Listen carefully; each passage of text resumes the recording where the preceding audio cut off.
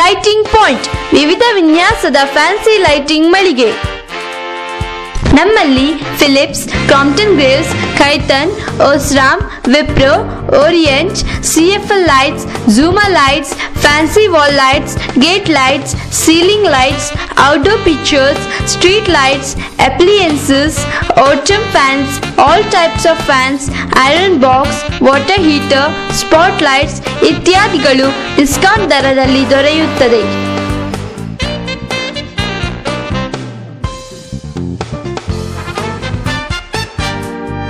ಹಿಂದೆ ಭೇಟಿ ನೀಡಿ, ಸಂಪರ್ಕಿಸಿ. Lighting point, SS complex, first floor, Vijaya bank building, ಜೋಡು ರಸ್ತೆ, ಕಾರ್ಕಳ. ದೂರವಾಣಿ 0825823041, ಮೊಬೈಲ್ 9481752220.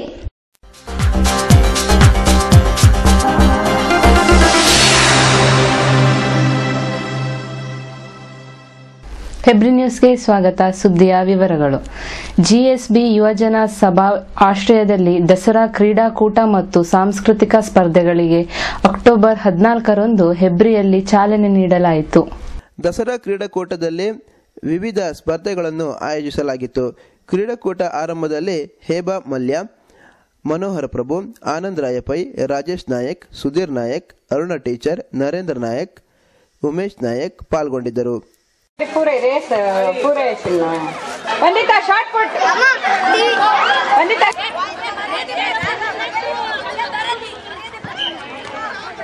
ಅಕ್ಟೋಬರ್ 21ರ ದಿನ ಸಂಜೆ ಸಭಾ ಕಾರ್ಯಕ್ರಮ ನಡೆಯಿತು. ಜಿಎಸ್ಬಿ ಯುವಜನ ಸಭಾ ಹೆಬ್ರಿ ಇದರ 37ನೇ ವರ್ಷದ ವಾರ್ಷಿಕೋತ್ಸವದ ಸಮಾರಂಭದಲ್ಲಿ ಮುಖ್ಯ ಅತಿಥಿಗಳಾಗಿ ಉಡುಪಿಯ ದಂತವೈದ್ಯರಾದ ಹಿರಿಯಡ್ಕ ಡಾಕ್ಟರ್ ಬಸ್ತಿ ದಾಮೋದರ್ ಪೈ ಅವರು ಮಾತನಾಡಿದರು.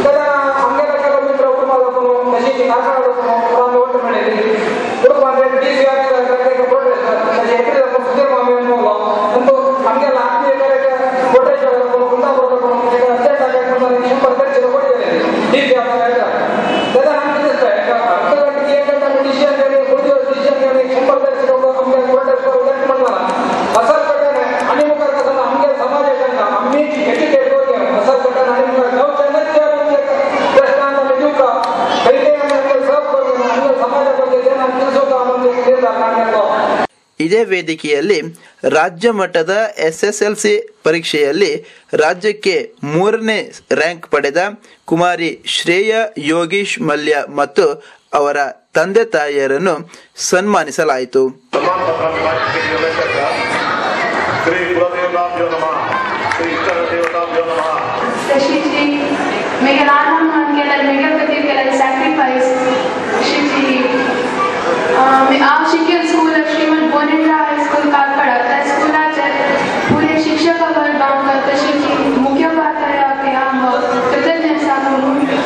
ಇದೇ ವೇದಿಕೆಯಲ್ಲಿ ತಿರುಪತಿಗೆ ಪಾದಯಾತ್ರೆಯ ಮೂಲಕ ತೆರಳಿದ ಹೆಬ್ರಿಯ ಪಾದಯಾತ್ರೆಗಳಿಗೆ ಸನ್ಮಾನವನ್ನು ಮಾಡಲಾಯಿತು. ಕಾರ್ಯಕ್ರಮದ ಅಧ್ಯಕ್ಷತೆಯನ್ನು ಹೆಬ್ರಿ ಶ್ರೀರಾಮ ಮಂಟಪದ ಅಧ್ಯಕ್ಷರಾದ ಸುಬ್ರಾಯ ನಾಯ್ಕ್ ಅವರು ವಹಿಸಿದ್ದರು. ಮುಖ್ಯ ಅತಿಥಿಗಳಾಗಿ ಹೆಬ್ರಿಯ ವ್ಯಾಪಾರಿಗಳಾದ ಹರಿದಾಸ್ ನಾಯಕ್ ಅವರು ಪಾಲ್ಗೊಂಡಿದ್ದರು. ವೇದಿಕೆಯಲ್ಲಿ ಜಿಎಸ್ಪಿ ಯುವಜನ ಸಭಾದ ಅಧ್ಯಕ್ಷರಾದ ನರೇಂದ್ರ ನಾಯಕ್, ಕಾರ್ಯದರ್ಶಿ ಉಮೇಶ್ ನಾಯಕ್ ಸೇರಿದಂತೆ ಮೋಹನ್ದಾಸ್ ನಾಯಕ್ ಉಪಸ್ಥಿತರಿದ್ದರು. ಹೆಬ್ರಿಯ ಶ್ರೀರಾಮ ಮಂಟಪದಲ್ಲಿ ಜಿಎಸ್ಪಿ ಸಮಾಜದವರಿಂದ ಶಾರದೋತ್ಸವವು ವಿಜೃಂಭಣೆಯಿಂದ ನಡೆಯಿತು. ನಿವೇಶನ ಹಕ್ಕು ಪತ್ರಕ್ಕೆ ಸಂಬಂಧಿಸಿದಂತೆ 94C ತಿದ್ದುಪಡಿ ವಿಧೇಯಕ ಬಡವರ ಪರವಾಗಿರದ ಕಾರಣ ರಾಜ್ಯಪಾಲರು ಹಿಂದಕ್ಕೆ ಕಳುಹಿಸಿರುವುದು ಸರಿಯಾಗಿದೆ ಎಂಬುದಾಗಿ ಕಾರ್ಕಳ ಶಾಸಕರಾದ H. ಗೋಪಾಲ್ ಭಂಡಾರಿ ಅವರು ಹೇಳಿದ್ದಾರೆ. ಇತ್ತೀಚೆಗೆ ಅವರು ಹೆಬ್ರಿ ನ್ಯೂಸ್ನೊಂದಿಗೆ ಮಾತನಾಡುತ್ತಾ 94C ತಿದ್ದುಪಡಿ ವಿಧೇಯಕ ಎಲ್ಲ ರೀತಿಯ ಬಡವರನ್ನು ಪರಿಗಣಿಸಿಲ್ಲ. 2001ರ ವಿಧೇಯಕಕ್ಕಿಂತ ಸಂಪೂರ್ಣ ಭಿನ್ನವಾಗಿರುವ ಅದು ಫಲಾನುಭವಿಗಳ ಮಾನದಂಡದಲ್ಲೂ ಪ್ರಯೋಜನಕಾರಿಯಾಗಿಲ್ಲ ಎಂದು ಹೇಳಿದರು. ಇಂತಹ ಅಪ್ರಸ್ತುತ ವಿಧೇಯಕ ಮಂಡನೆಗೆ ಆಗ್ರಹಿಸುತ್ತಿರುವ ಮಾಜಿ ಶಾಸಕ ಸುನಿಲ್ ಕುಮಾರ್ ಅವರ ಪ್ರತಿಭಟನೆಗಳು ರಾಜಕೀಯ ಪ್ರೇರಿತ ಎಂಬುದಾಗಿಯೂ ಅವರು ಹೇಳಿದರು. ಕ್ರಮವಾಗಿ ಮನೆ ಕಟ್ಟಿ ಅನೇಕ ವರ್ಷಗಳಿಂದ ವಾಸ್ತವ್ಯ ಇರತಕ್ಕಂಥ ದುರ್ಬಲ ವರ್ಗದ ಜನರಿಗೆ, ವಿಶೇಷವಾಗಿ ಕೃಷಿ ಕಾರ್ಮಿಕರಿಗೆ ಮತ್ತಿತರರಿಗೆ 2001ನೇ ಇಸ್ವಿಯಲ್ಲಿ ಕಾಂಗ್ರೆಸ್ನ ಸರ್ಕಾರ ಇರುವಾಗ 94C ಎನ್ನುವಂಥ ಒಂದು ಹಕ್ಕುಪತ್ರ ಕೊಡತಕ್ಕಂಥ ಒಂದು ಕಾಯ್ದೆಯನ್ನು ಮಾಡಿ 1 ವರ್ಷದೊಳಗೆ ಕೆಲವರಿಗೆಲ್ಲ ಕೊಟ್ಬಿಟ್ರು. ಆ ನಂತರ ಅದು ಅವಧಿ ಹೋಗಿತ್ತು. ಈಗ ಅದರ ನಂತರದ ಇಷ್ಟ ತನಕ 94C ಪ್ರಕಾರ ಹಕ್ಕುಪತ್ರವನ್ನು ಕೊಡತಕ್ಕಂಥ ನಿರ್ಧಾರವನ್ನು ಸರ್ಕಾರ ಮಾಡಿರಲಿಲ್ಲ. ಈ ಕಳೆದ 4-5 ವರ್ಷಗಳಿಂದ ನಾವು ವಿಧಾನಸಭೆಯಲ್ಲಿ ಒಳಗೆ ಹೊರಗೆ ಒತ್ತಾಯ ಮಾಡ್ತಾ ಇದ್ರೂ ಕೂಡ ಸರ್ಕಾರ ಅದನ್ನು ಮಾಡಲಿಲ್ಲ. ಆದರೆ ಮೊನ್ನೆ ಬಹುಶಃ ಚುನಾವಣೆಯನ್ನೇ ದೃಷ್ಟಿಯಲ್ಲಿ ಇಟ್ಕೊಂಡಿರಬೇಕು ಅಂತ ಕಾಣ್ತದೆ. ಮೊನ್ನೆ ಒಂದು ವಿಧೇಯಕವನ್ನು ಮಂಡಿಸಿದ್ದಾರೆ ವಿಧಾನಸಭೆಯಲ್ಲಿ. ಆ ವಿಧೇಯಕದಲ್ಲಿ ಸಾಕಷ್ಟು ದೋಷಗಳಿದೆ. ಬಹುಶಃ ಇವರಿಗೆ ಎಲ್ರಿಗೂ ನಿವೇಶನ ಕೊಡತಕ್ಕಂಥ ಬದ್ಧತೆ ಇದ್ದಲ್ಲಿ 2001ನೇ ಇಸ್ವಿಯಲ್ಲಿ ಯಾವ ರೀತಿಯ ನಿವೇಶನವನ್ನು ಮಂಜೂರು ಮಾಡತಕ್ಕಂಥ ಒಂದು 94C ಕಾಯ್ದೆ ಇತ್ತು, ಅದನ್ನು ಪುನಃ ಒಂದು 2-3 ತಿಂಗಳ ಅವಧಿಯನ್ನು ಕಾಲಾವಕಾಶವನ್ನು ಅರ್ಜಿ ಕೊಡಲಿಕ್ಕೆ ಕೊಟ್ಟು ಅದನ್ನು ಮಂಜೂರು ಮಾಡಿದ್ದಿದ್ರೆ ಭಾಳ ಅನುಕೂಲ ಆಗ್ತಿತ್ತು, ಎಲ್ರಿಗೂ ಪ್ರಯೋಜನ ಆಗ್ತಿತ್ತು. ಈಗ ನಗರ ಪ್ರದೇಶದಲ್ಲಿದ್ದವರಿಗೆ ಒಬ್ಬರಿಗೂ ಕೊಡಲಿಕ್ಕೆ ಆಗೋದಿಲ್ಲ. ನಗರದ ಸುತ್ತಮುತ್ತಲಿನ 4-5 ಕಿಲೋಮೀಟರ್ ವ್ಯಾಪ್ತಿಯಲ್ಲಿ ಇರತಕ್ಕಂಥವರಿಗೆ ಯಾರಿಗೂ ಕೊಡಲಿಕ್ಕೆ ಸಾಧ್ಯ ಆಗೋದಿಲ್ಲ. ಈ ಕಾಯ್ದೆಯಲ್ಲಿ ನಿಷೇಧವನ್ನು ಮಾಡಿದ್ದಾರೆ. ಜೊತೆಗೆ ಗ್ರಾಮ ಪಂಚಾಯತಿನ ಏನು ಗಡಿ ಇದೆ, ಗಡಿಯಿಂದ 3 ಕಿಲೋಮೀಟರ್ ತನಕ ಕೊಡಲಿಕ್ಕೆ ಸಾಧ್ಯ ಆಗುವುದಿಲ್ಲ, ಕೊಡಬಾರದು ಎಂಬುದಾಗಿ ಆ ಕಾಯ್ದೆಯಲ್ಲಿ ಸ್ಪಷ್ಟವಾಗಿ ಇದೆ. ಎಲ್ಲ ದೋಷಗಳನ್ನು ನೋಡಿ ರಾಜ್ಯಪಾಲರು ಇದನ್ನು ಸರಿಯಾಗಿ ಮಾಡಿ ಇನ್ನಷ್ಟು ಜನರಿಗೆ ಇದು ಸಿಗಲಿ ಎಂಬುದಾಗಿ ಅದನ್ನು ವಾಪಸ್ ಕಳಿಸಿದ್ದಾರೆ. ಇಡೀ ರಾಜ್ಯದಲ್ಲಿ ಎಲ್ಲೂ ಇಲ್ಲದೆ ಇರತಕ್ಕಂಥ ಒಂದು ಪ್ರತಿಭಟನೆಯನ್ನು ರಾಜ್ಯಪಾಲರ ಮೇಲೆ ಕಾಂಗ್ರೆಸ್ನವರು ಪ್ರೇರಣೆ ಎಂಬುದಾಗಿ ಮಾನ್ಯ ಸುನಿಲ್ ಕುಮಾರ್ ಅವರು ಅಲ್ಲಲ್ಲಿ ಒಂದು ಪ್ರತಿಭಟನೆಯನ್ನು ಮಾಡುವಂಥದ್ದು ಇದು ಬರೀ ರಾಜಕೀಯ ಪ್ರೇರಿತವೇ ವಿನಃ ಅವರಿಗೆ ನಿವೇಶನ ಕೊಡಬೇಕೆನ್ನತಕ್ಕಂಥ ಬದ್ಧತೆ ಇದ್ರೆ ನಾವು ಯಾವ ರೀತಿ ಆಗಾಗ ಈ ಒತ್ತಾಯವನ್ನು ಮಾಡ್ತಾ ಇದ್ದೇವೋ ಅದನ್ನು ಮೊದಲಿನಿಂದಲೂ ಮಾಡಬೇಕಾಗಿತ್ತು. ಅದನ್ನು ಮಾಡಿಲ್ಲ. ಚುನಾವಣೆ ಬರ್ತದೆ ಅನ್ನೋ ದೃಷ್ಟಿಯಿಂದ ರಾಜಕೀಯ ಪ್ರೇರಿತವಾಗಿ ಈ ರೀತಿಯ ಪ್ರತಿಭಟನೆಗಳನ್ನು ಮಾಡ್ತಾರೆ. ಅದನ್ನೆಲ್ಲ ಬಿಟ್ಟು ಅವ್ರದೇ ಸರ್ಕಾರ ಇರುವುದು, ಅವ್ರದೇ ಮಂತ್ರಿಗಳು ಇರುವುದು, ಎಲ್ಲ ಅವ್ರದೇ ಪಕ್ಷದವರು ಇರುವುದರಿಂದ ತಕ್ಷಣ ಈ ತಿದ್ದುಪಡಿಯನ್ನು ಮಾಡಿ ಎಲ್ರಿಗೂ ಕೊಡುವ ಹಾಗೆ ಮಾಡಿದರೆ ಅದಕ್ಕೆ ನಮ್ಮ ಸಹಮತ ಇದೆ. ಮುದ್ರಾಡಿಯ ನಮ ತುಳುವೇರ್ ಕಲಾ ಸಂಘಟನೆ ಆಶ್ರಯದಲ್ಲಿ ಏಣಗಿ ನಟರಾಜ್ ಸ್ಮರಣಾರ್ಥ 13ನೇ ವರ್ಷದ ನವರಂಗೋತ್ಸವ ಕಾರ್ಯಕ್ರಮಕ್ಕೆ ಅಕ್ಟೋಬರ್ 24ರಂದು ಚಾಲನೆ ನೀಡಲಾಯಿತು. ಕಾರ್ಯಕ್ರಮವನ್ನು ರಾಜ್ಯ ಕೊಂಕಣಿ ಅಕಾಡೆಮಿ ಅಧ್ಯಕ್ಷರಾದ ಕಾಸರಗೋಡು ಚಿನ್ನ ಅವರು ತಮಟೆ ಬಾರಿಸುವುದರ ಮೂಲಕ ಉದ್ಘಾಟಿಸಿದರು. ಸಂದರ್ಭದಲ್ಲಿ ಮಾತನಾಡಿದ ಅವರು, ರಂಗಭೂಮಿಯಲ್ಲಿ ಜೀವಂತಿಕೆ, ಕೌಟುಂಬಿಕ ವಾತಾವರಣವಿದೆ ಎಂದು ಹೇಳಿದರು. ನನ್ನ ಆತ್ಮೀಯ ಗೆಳೆಯ ಹಲವಾರು ವರ್ಷಗಳಿಂದ ರಂಗಭೂಮಿಯಲ್ಲಿ ಜೊತೆಗೆ ಇದ್ದು ಹವ್ಯಾಸಿ ರಂಗಭೂಮಿಯಲ್ಲಿ ತೊಡಗಿಸಿಕೊಂಡಂತಹ, ಜೊತೆಗೆ ನನ್ನೊಟ್ಟಿಗೆ ಸಿನಿಮಾ ರಂಗದಲ್ಲಿ ಕೂಡ ಕೆಲಸ ಮಾಡುವಂತಹ ವೇಣಿ ನಟರಾಜನ ನೆನಪಿಗೆ ಬೇಕಾಗಿ ನಾಟಕ ಉತ್ಸವವನ್ನು ಏರ್ಪಡಿಸಿರೋದು ನಿಜವಾಗಲೂ ಅರ್ಥಪೂರ್ಣ ಅಂತ ಅನ್ಕೊಂಡಿದ್ದೆ.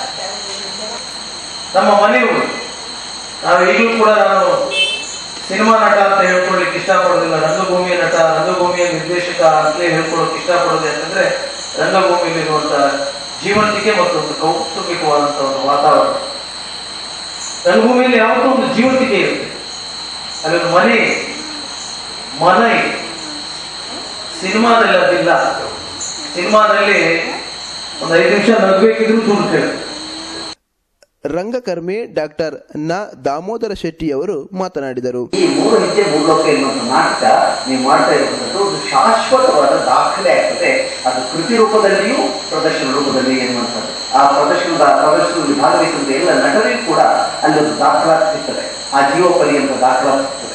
ಹಾಗಾಗುವುದರಲ್ಲಿ ನನಗೂ ತುಂಬಾ ಸಂತೋಷ ಇದೆ. ಇದೊಂದು ವಿಶಿಷ್ಟವಾದಂತಹ ದಾಖಲಾತಿ ಅನೇಕ ಕ್ರಮಗಳಿರ್ತವೆ. ಈ ತರದ ದಾಖಲಾತಿ ಇದು ವಿಶೇಷವಾದದ್ದು. ಇಂತಹ ದಾಖಲಾತಿಗೆ ಒಂದು ಸುಮುಹೂರ್ತ ಬರ್ತಾ ಇದೆ. ಮುಂದಿನ ತಿಂಗಳಲ್ಲಿ ಇದು ಪ್ರಕಟವಾಗುವಾಗ ಆ ಕಾರ್ಯ ಕೂಡ ಕೈಗೂಡುತ್ತದೆ. ಹಾಗಾಗಿ ಮತ್ತು ಈ ನಾಟಕ ಇನ್ನಷ್ಟು ರಾಜ್ಯವನ್ನು ದಾಟಿಕೊಂಡು ಹೋಗಿದೆ, ಹೈದರಾಬಾದ್ ಕಡೆಗೆಲ್ಲ ಹೋಗಿದೆ, ಇನ್ನಿತರ ಪ್ರಾಂತಗಳ ಕಡೆಗೂ ಕೂಡ ಇದು ಸಾಗಲಿ. ಕರ್ನಾಟಕದ ಮಾತ್ರವಲ್ಲದೆ ರಾಜ್ಯದ ಉದ್ದಗಲಗಳಲ್ಲಿ ಈ ನಾಟಕದ ಅನೇಕ ಪ್ರದರ್ಶನಗಳು ಆಗಲಿ. ಅಧ್ಯಕ್ಷತೆ ವಹಿಸಿದ್ದ ಜಿಲ್ಲಾ ಪಂಚಾಯತ್ನ ನಿಕಟಪೂರ್ವ ಅಧ್ಯಕ್ಷ ಕಟಪಾಡಿ ಶಂಕರ್ ಪೂಜಾರಿ ಅವರು ಮಾತನಾಡಿದರು. 80ರ ದಶಕದ ಕರಾವಳಿಯಲ್ಲಿ ತುಳು ನಾಟಕದ ಬದಲಾವಣೆಯ ಕಾಲ ಅಂತ ಹೇಳ್ಬೋದು. ಕಿನ್ನರವರು ತುಳು ನಾಟಕದ ಬಗ್ಗೆ ಪ್ರಸ್ತಾಪ ಮಾಡಿದ್ದಾರೆ. ಕಿಲಿಬತಿ ಕಡಸ್ ಅಂತ ಅದನ್ನು ಕೂಡ ಪ್ರಸ್ತಾಪ ಮಾಡಿದ್ದಾರೆ. ಇನ್ನು 10 ಸಲ ನಾನು ನೋಡಿದ್ರು ಕೂಡ ಅದನ್ನು ರುಚಿ ಹೋಗದೆ ಇರುವಂತ ಒಂದು ಕಥಾವಸ್ತು, ಒಂದು ನಾಟಕ ಅಂತ ಹೇಳ್ಬೋದು. ಚೋಮನದುಡಿ ಶಿವರಾಮ ಕಾರಂತರ ಸೋಮದುಳಿ ಕಾದಂಬರಿ ಆ ಕಥೆ ಸಿನಿಮಾ ಆಧಾರ ನಾಟಕಗಾರರಲ್ಲಿ ಒಂದು ಎಕ್ಸ್ಟ್ರಾಕ್ಷನ್, ಸಂಚಲನ ಮೂಡಿದ ಸಂದರ್ಭ. 80ರ ದಶಕ. ನಾವು ಕೂಡ ಕಟ್ಪಾಡಿಯಲ್ಲಿ ಒಂದು ಕಲಾ ಆಯೋಗವನ್ನು ಸ್ಥಾಪನೆ ಮಾಡಿದ್ವಿ 80ರಲ್ಲಿ ನಾವು. ಧರ್ಮದರ್ಶಿ ಧರ್ಮಯೋಗಿ ಮೋಹನ್ ಅವರು ಆಶೀರ್ವಚನ ನೀಡಿದರು. ಕಾರ್ಯಕ್ರಮದಲ್ಲಿ ನಾಟಕದ ಅಧ್ಯಕ್ಷ ಸುಕುಮಾರ್ ಮೋಹನ್, ಸುಧೀಂದ್ರ ಮೋಹನ್ ಮೊದಲಾದವರು ಪಾಲ್ಗೊಂಡಿದ್ದರು. ಗ್ರಾಮೀಣ ಅಂಚೆ ನೌಕರರನ್ನು ಕಾಯಂ ಮಾಡಬೇಕೆಂದು ಅಕ್ಟೋಬರ್ 16ರಿಂದ ನಡೆಸಿದ ಮುಷ್ಕರಕ್ಕೆ ಹೆಬ್ರಿ ವ್ಯಾಪ್ತಿಯ ಅಂಚೆ ನೌಕರರು ಬೆಂಬಲವನ್ನು ವ್ಯಕ್ತಪಡಿಸಿದರು. ಗ್ರಾಮೀಣ ಅಂಚೆ ನೌಕರರನ್ನು ನ್ಯಾಯಮೂರ್ತಿ ತಲವಾರ್ ಸಮಿತಿ ಶಿಫಾರಸಿನಂತೆ ಹಾಗೂ 1977ರ ಸುಪ್ರೀಂ ಕೋರ್ಟ್ ತೀರ್ಪಿನಂತೆ ಕಾಯಂ ಮಾಡಬೇಕು.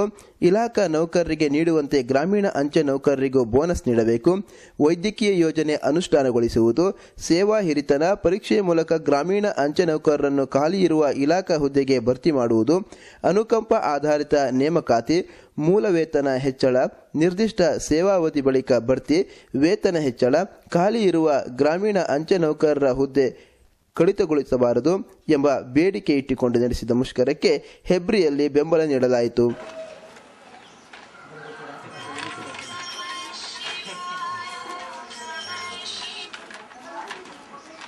ಹೆಬ್ರಿ ವಲಯ ಅಂಚೆ ಇಲಾಖೇತರ ನೌಕರರು ನಡೆಸಿದ ಪ್ರತಿಭಟನೆಯಲ್ಲಿ ಸೋಮೇಶ್ವರ, ನಾಡ್ಪಾಲು, ಚಾರ, ಕಬ್ಬಿನಾಲೆ, ಶಿವಪುರ, ಬೇಳಂಜೆ, ಮುದ್ರಾಡಿ ಮತ್ತು ಕುಚ್ಚೂರು ವ್ಯಾಪ್ತಿಯ ನೌಕರರು ಪಾಲ್ಗೊಂಡಿದ್ದರು.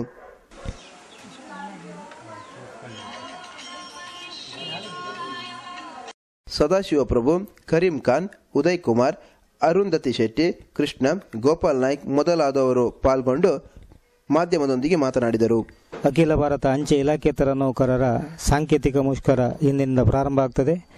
ಇಲಾಖಾ ನೌಕರರು ಮತ್ತು ಇಲಾಖೇತರ ನೌಕರರು ಎನ್ನುವಂಥ ಭೇದ ಭಾವವನ್ನು ಮರೆತು ಎಲ್ಲ ವರ್ಗದ ನೌಕರರು ಒಂದೇ ಎನ್ನುವಂದು ಪರಿಗಣಿಸಬೇಕು. ಸಮಾನ ಕೆಲಸಕ್ಕೆ ಸಮಾನ ವೇತನವನ್ನು ನೀಡಬೇಕು.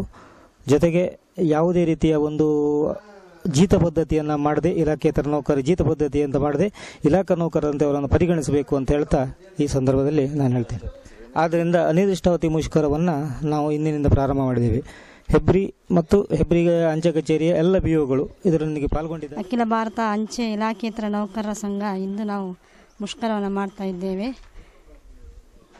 ನಮ್ಮ ಹಲವಾರು ಬೇಡಿಕೆಗಳನ್ನು ಈಡೇರಿಸಬೇಕಂತ ನಾವೆಲ್ಲರೂ ಸೇರಿ ಮುಷ್ಕರ ಮಾಡ್ತಾ ಇದ್ದೇವೆ.